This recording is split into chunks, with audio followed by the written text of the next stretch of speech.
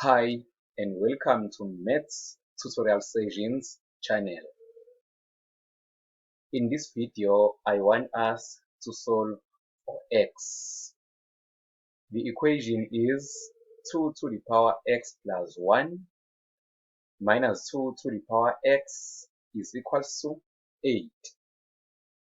So we are required to solve this exponential equation. Right, first thing we need to do here is to separate this. 2 to the power x is gonna be, okay, we'll write 2 to the power x times 2 to the power 1 minus 2 to the power x is equals to 8. Right, then here, if you can notice, we have a common factor, which is 2 to the power x.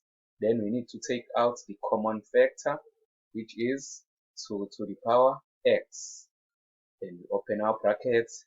Now we have 2 to the power 1 minus 1 is equals to 8. Then here we will have 2 to the power x is equals to 8. Now we need to write this 8 exponential and with 2 as a base. We have 2 to the power x is equals to 2 to the power 3. Right, therefore x is equals to 3 since we drop the bases and equate the exponents. Thank you so much for watching this video.